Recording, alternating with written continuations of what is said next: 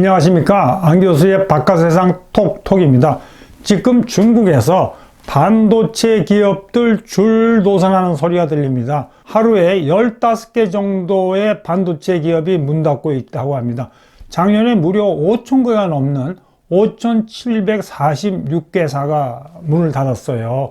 그거는 전년에 비해서 무려 68%가 급증했다고 중국의 미디어 앱인 티타늄이 이야기했습니다. 그런데 재밌는 거는 중국의 반도체 생태계를 보면 도저히 우리가 이해할 수 없습니다. 완전히 삼국지에 나오는 군웅활거보다 더합니다. 무려 14만 2,900개 회사가 반도체를 맹길겠다고 막 열심히 뛰고 있는데, 이 폐업하는 숫자를 보면 2019년에 1294개사가 문 닫았고, 2020년에 1397개사, 2021년에 3420개사에서 작년에 5000개가 넘는 기업으로 확 뛰어넘은 겁니다.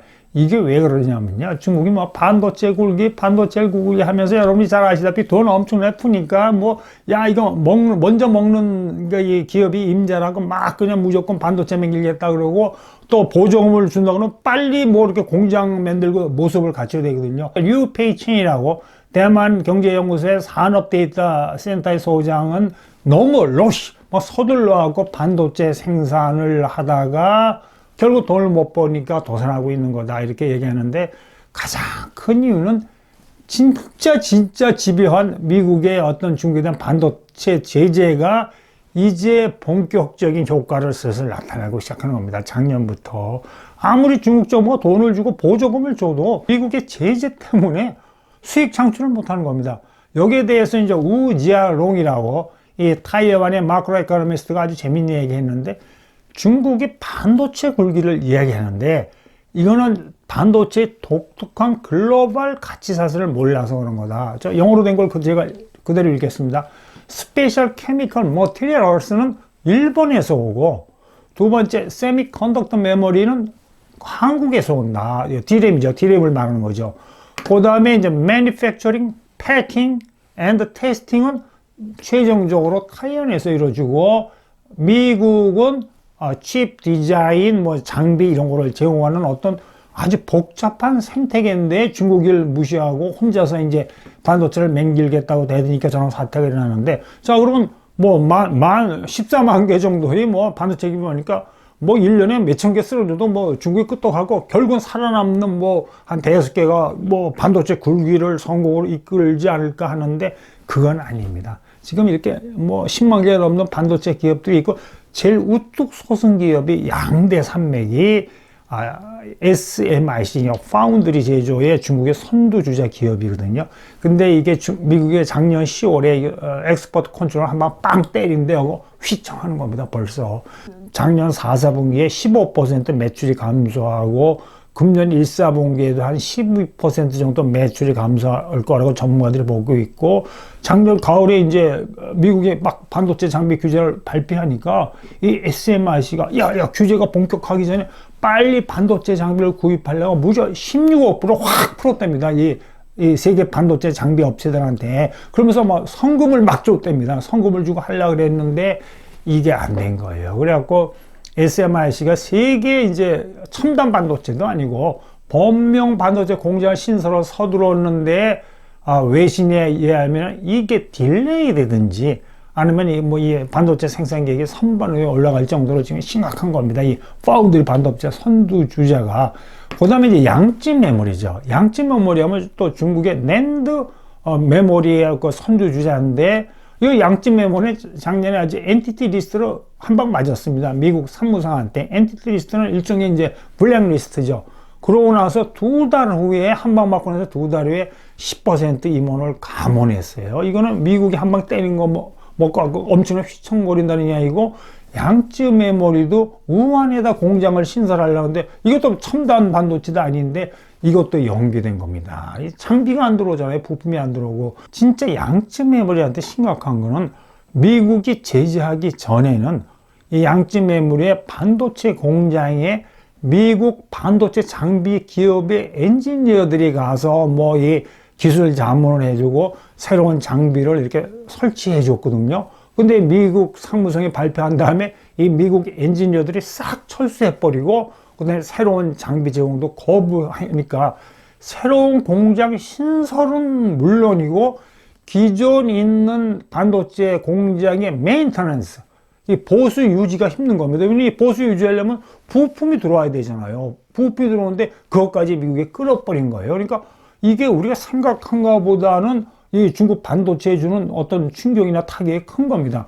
그렇지만 또 요새 중국 아주 호기차게 미국한테 대들고 있지 않습니까? 야, 1년에 우리 100개의 반도체 생산 라인 맹길겠다고 이제 황구시 글로벌 타임스가 이야기했습니다. 그리고 또 이 사우스 차이나 모닝 포스트를 보니까 꽝쪼우 있잖아요. 꽝쪼우 시에는 기술 굴기 시진핑 주석이 이렇게 얘기하니까 우리 시 주석의 뜻에 따라서 290억 불의 펀드, 엄청나게 많은 돈의 펀드를 제공해갖고 반도체, 그다음에 신재생 에너지 이쪽에 투자하겠다고 꽝쪼우 싶으면 상하이, 선전시 이런 데가 그 지방정부가 그냥 계속 돈 퍼붓는 겁니다. 반도체한테 계속 한쪽에서 망하고 계속 돈 퍼붓고 있는 겁니다. 자, 그런데 뭐가 문제냐 하면은 저 이제 에포크 타임스에 저런 기사가 나왔습니다. Hundreds of Chinese semiconductor production lines risk being delayed or shelved.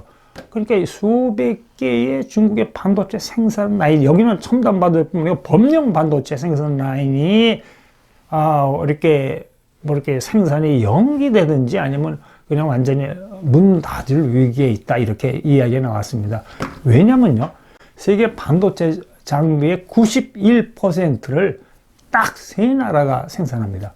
미국이 41%, 일본이 32%, 화란의 ASML이 18% 생산하는데 작년까지만 해도 미국만 제재했거든요. 그러니까 이 반도체 장비의 41%만 중국으로 못 들어가게 했는데 얼마 전에 삼국동맹을 맺지 않습니까? 일본이 완전 꼭지가 돌고 화란도 이렇게 해갖고 다 동맹에 참가하고 중국의 반도체 장비하고 부품 기술 제공 안 하겠다 그러니까 이건 완전히 거의 이렇게 장비나 기술이 들어가는 길이 막혀버린 겁니다. 근데 이 반도체 장비에서 제일 중요한 게 노광 장비, 리소그래피 장비죠. 근데 이 노광 장비는요, 91%가 아니고 100% 세계에서 3개사가 완전 독점하고 있답니다. 화란의 ASML이 63%. 이 우리 캐논 카메라였습니까? 캐논이 카메라 회사가 아니고 캐논 카메라가 30%, 니콘이 7%. 여러분 63, 37 더해봅시다. 정확히 100%입니다. 이거는 완전히 상계 회사가 장악하고 있는데 작년에 미국이 제대할 때만 해도 극자외선 노광 장비 최첨단입니다.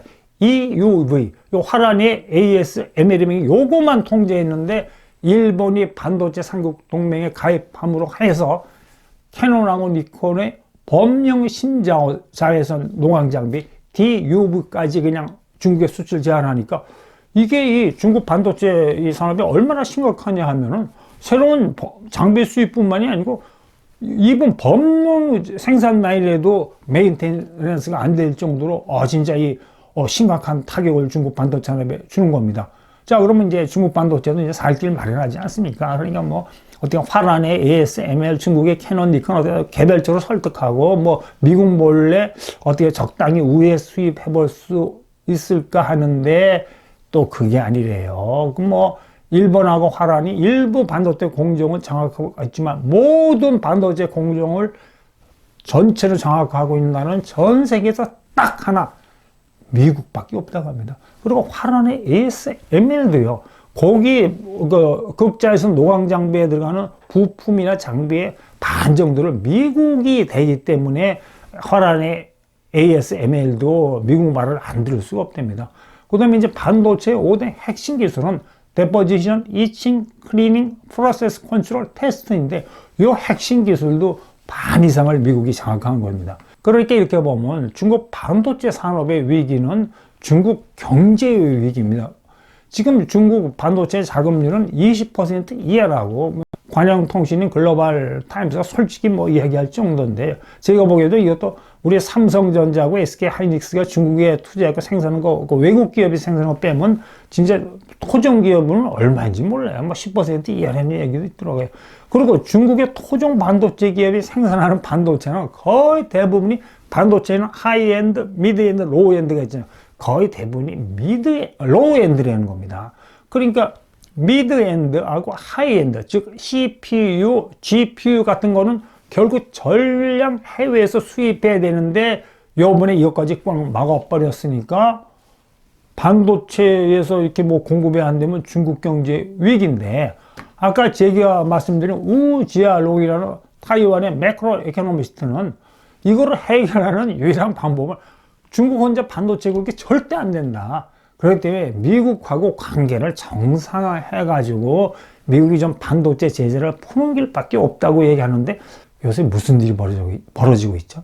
그냥 차이나가 이제 미국에 팍팍 그냥 옮기고 있지 않습니까? 이 스파이 풍선 사건도 요번에 그 뮌헨 안보회의에서 블링컨 국무장관하고 왕이 전 외교부장, 지금의 정치국 상무위원이 만나는데 블링컨 국무장관이 뭐라 그랬냐면, 야, 저 스파이 위성 사건은 다시 일어나지 않도록 중국에 경고했거든요. 그러니까 왕이가 뭐라 그랬냐면, 야, 미국 너도 그렇게 히스테릭하게 반응을 하느냐? 그거 아무것도 아니야. 민간용 기상 이 관측 풍선이야. 그러면서 영어로 제가 한번 읽어보겠습니다. We ask United States, 차이나가 이제 미국한테 이 ask 했다는 거죠. Show its sincerity and correct its mistake. 미국이 너희가 좀 성실함을 보여라. 그리고 미국의 mistake, 이 랩터 있지 않습니까? 스텔스 전투기에서 이게 추락시킨 건 너희가 미스테이크 잘못한 거다. 이거는 중국하고 미국하고를 해친다라고 기고만장하게 저 손가락질하고 그러지 않습니까? 그러니까 미국이 솔직히 말해서 워싱턴이 열받지 않을 수가 없죠. 근데 문제는 요새 워싱턴의 분위기를 보면 백악관만 열받는 게 아니고, 백악관 관리들은 그 대정책을 해야 되니까 좀 이렇게 일반적으로 자제하는 경향이 있어요. 블링컨 장관이고 이 실질적인 이 정책 담당자. 근데 더 큰 문제는 미국의 미의회입니다. 미의회. 미국의 상원의원 하원들이 요새 더 차이나 반도체 풍선 스파이 제재하고 더 국회의원들이 더 날린 겁니다. 미국에서. 그 다음에 두 번째, 미국 대통령이 우크라이나 가지 않았습니까? 그러니까 차이나가, 미투, 유나이티드 스테이트 대통령이 우크라이나 가면 우리는 러시아의 수도 모스크바 가겠다는 건 왕이 정치국 상무위원이 모스크바로 달려가서, 이 모스크바하고 교수관계를 짝짝꿍하지 않습니까? 이거는 뭐냐면, 지금 미중 패권 전쟁, 미중 반도체 전쟁에서 점점점 차이나가 미국을 도발하면서 미국하고 점점 갈라쓰겠다는 얘기예요. 그렇게 되면 아까 말한 미국하고의 관계 개선해갖고 이 반도체 압박을 풀 가능성이 거의 없는 거죠.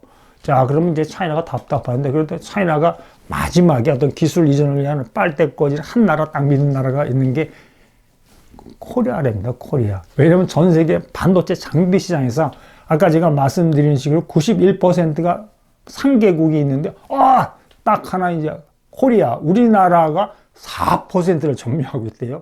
이 중국 입장인데, 이 아쉬운 와중에 4% 반도체 장비만이라도 한국에서 도입하면 희망이 있는 거죠. 근데 아직까지는 우리나라가 이 반도체 반중 삼국 동맹에 가입 안 하고 미국의 제재에 적극적으로 참여하고 있지 않습니다. 우리나라가. 그렇기 때문에 이제 차이나는 물론이고 외국의 전문가들이 우리나라가 어떤 이 방향을 취해야 돼서 굉장히 관심이 많은데, 두 가지 이야기가 있습니다. 궁극적으로는 한국도 이 중국에 대한 반도체 제재에 동참하지 않을 수 없을 것이다. 왜냐하면 결국은 한국의 반도체 장비나 이런 모든 기술이나 이게 미국에 의존하기 때문에, 요게 이제 첫 번째 예측이고, 그렇지만 또 다른 예측이 있는 게, 이 한국하고 중국은 경제 관계나 투자 관계가 원체 이렇게 긴밀하기 때문에 한국이 어떤 이런 중립적인 입장을 취하는 거를 워싱턴이 어느 정도는 묵인해 줄 거라는 그런 관측도 있는데, 제가 보기에는 두 가지 관측 중에서 제일 중요한 건 우리의 국익 차원에서 모든 걸 결정해야 될 것 같습니다. 여러분, 오늘 여기까지 하겠습니다. 여러분, 오늘 하루 원더풀 하십시오. 감사합니다.